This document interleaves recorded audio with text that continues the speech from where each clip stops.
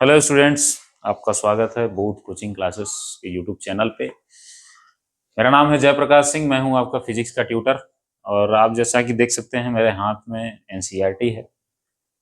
तो आपको लगेगा कि सर एनसीईआरटी तो कोई भी टीचर लेके पढ़ाता नहीं है या कोई नोट्स लेके पढ़ाता नहीं है, आप तो बुक लेके पढ़ा रहे हैं। जी हाँ, उसकी वजह ये है कि जितने भी टीचर्स हैं अभी ज़्यादातर वो क्या है कि एनसीईआरटी पढ़ाते तो हैं, लेकिन लाइन बाय लाइन ना पढ़ाने से होता क्या है कि आपको कॉन्फिडेंस नहीं आता।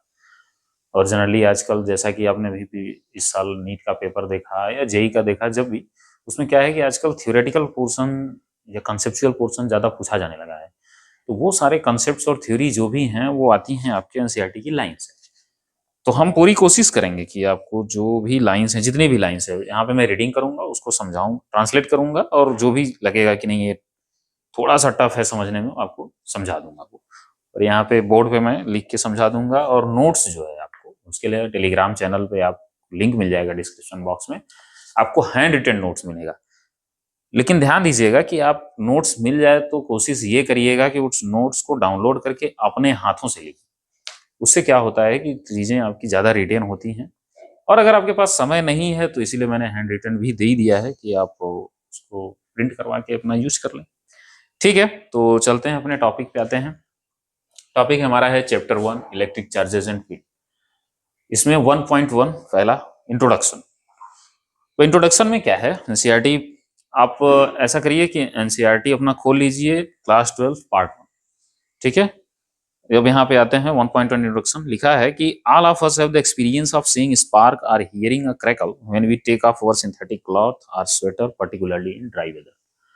जब भी आप गर्मी के मौसम में ज्यादातर क्या होता है कि कोई भी चादर अगर ओढ़े हैं या स्वेटर वगैरह है, उसको आपने क्या किया कि झटके से अगर निकाला तो उस पर क्या होती है, क्रैकल, मतलब एक हल्का चरचराहट की आवाज आपको सुनाई देगी।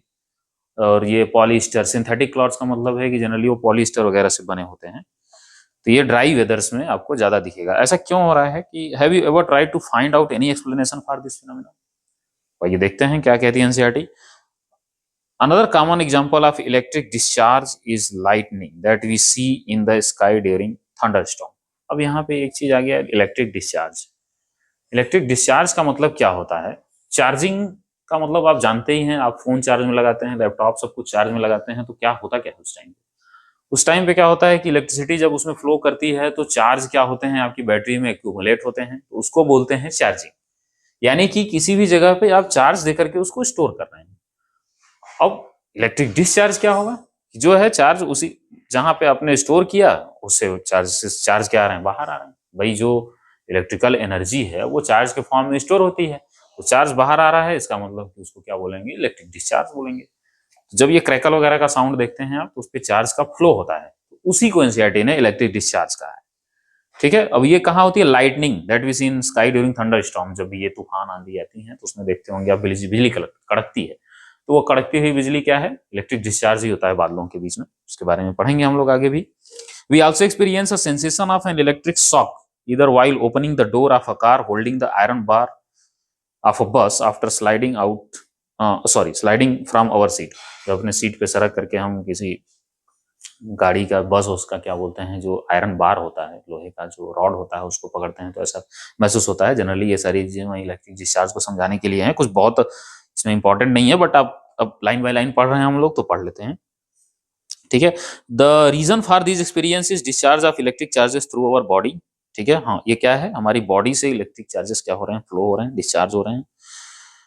which were accumulated due to rubbing of insulating surface। अच्छा, जब आप सीट पे बैठे थे तो आप, गाड़ी जब चल रही है तो आगे पीछे हल्का फुल्का रबिंग हो रही है।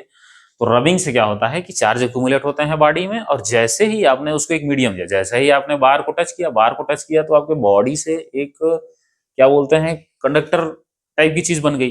भाई वो चार्ज क्या हो रही है, एक पाथ मिल गया उसको, एक सर्किट मिल गया, वो फ्लो करेगा। बार जो है वो भी कंडक्टर है, तो आपको क्या लगेगा, हल्का शॉक फील होगा, क्योंकि चार्ज फ्लो हो रहा है उस टाइम पे। ठीक है, अब इसको क्या बोलते हैं, you might have also heard this due to generation of static electricity. ध्यान दीजिएगा, स्टैटिक इलेक्ट्रिसिटी, यहाँ पे एक वर्ड आता है जो मैं आपको समझाता हूं। ये स्टैटिक इलेक्ट्रिसिटी, स्टैटिक इलेक्ट्रिसिटी, ये नाम से ही आधी चीजें समझ में आ जाएंगी इसके। स्टैटिक का मतलब जैसा कि आप जानते हैं रुका हुआ, स्थिर। कोई भी चीज स्टैटिक होने का क्या मतलब है, एक जगह रुकी हुई है, स्थिर है। इलेक्ट्रिसिटी की बात की जाए तो वो चार्ज से रिलेटेड है यहाँ पे, क्योंकि अभी तो हम लोग इलेक्ट्रिक चार्ज की ही बात कर रहे हैं। तो जब भी चार्ज जो है, या जनरली आप आगे चल के पढ़ेंगे कि चार्ज में क्या इलेक्ट्रॉन फ्लो होता है, तो जब भी यहाँ पे स्टैटिक इलेक्ट्रिसिटी की बात की जाएगी तो हम चार्ज समझेंगे उसको, यानी रुका हुआ चार्ज। स्टैटिक का मतलब क्या होता है, स्थिर। रेस्ट पे बोल सकते हैं इसको, फिजिक्स की भाषा में जनरली हम रेस्ट बोलते हैं। इलेक्ट्रिसिटी में यहाँ पे कहने का मतलब इसका है चार्ज। चार्ज के बारे में बताना चाह रहा है। अब इसकी डिफिनीशन एनसीईआरटी में क्या दिया है कि this is precisely the topic we are going to discuss in this and next chapter. यही मेन चीज जो है, ये रेस्ट। ये रेस्ट जनरली आपको पता ही है, इलेक्ट्रिक चार्जेस एंड फील्ड को क्या बोलते हैं हम, इलेक्ट्रोस्टैट बोलते हैं। इलेक्ट्रोस्टैट, इलेक्ट्रोस्टैट का क्या मतलब होता है, इलेक्ट्रो यानी इलेक्ट्रॉन, स्टैट मतलब रुका हुआ, स्टैटिक मतलब वही रुका हुआ, रेस्ट। आपका इलेक्ट्रॉन जब रुका हुआ है, स्टैटिक कंडीशन में है, वही इस चैप्टर में हम पढ़ने जा रहे हैं। तो इसके बारे में वही कह रहा है एनसीईआरटी में कि इस टॉपिक में हम इसी को डिस्कस करेंगे और आगे भी करेंगे। तो static means anything that does not move और चेंज विद टाइम, यानी टाइम के रिस्पेक्ट में रेस्ट। भाई देखिए, अगर फिजिक्स में आपको कोई चीज रेस्ट बोली जा रही है तो आपको पता होना चाहिए कि वो टाइम के हिसाब से रुकी हुई है। तो विथ रिस्पेक्ट टू टाइम, अगर किसी भी चीज, किसी भी ऑब्जेक्ट का पोजीशन अगर फिक्स है तो उसे बोल देते हैं स्टैटिक। और इलेक्ट्रिसिटी के बारे में चार्ज बता ही चुके हैं। Electrostatics deals with the study of force, field and potential arising from the static charge. अब ये स्टैटिक इलेक्ट्रिसिटी के को ही हम आगे ये क्या बोल रहे हैं, ब्रांच का नाम दे दे रहे हैं इलेक्ट्रोस्टैटिक,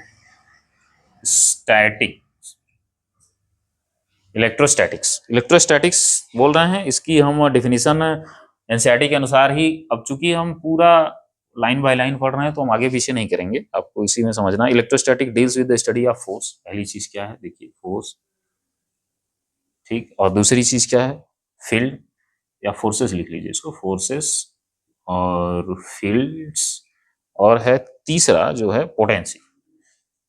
ये अब ऐसा नहीं है कि एनसीईआरटी ने इतना तीन चीजें लिख के भूल गया बाकी।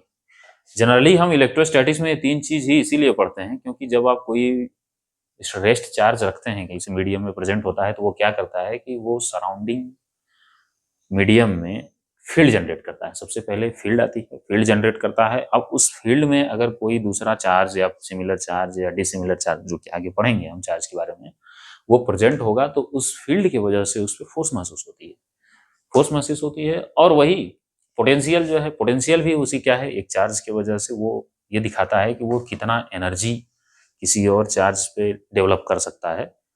हालांकि ये टॉपिक जो है हम पढ़ेंगे अच्छे से, तो इसके बारे में पूरा समझाएंगे आपको। तो आपको याद रखना है कि इलेक्ट्रोस्टैटिक में जनरली तीन चीजें हम पढ़ते हैं, फोर्स, फील्ड और पोटेंशियल। इस चैप्टर और आगे वाले चैप्टर में पढ़ेंगे, ठीक है। तो मुझे लगता है कि फर्स्ट पैरा इंट्रोडक्शन आपको समझ में आ गया होगा। अब हम पढ़ते हैं इलेक्ट्रिक चार्ज के बारे में।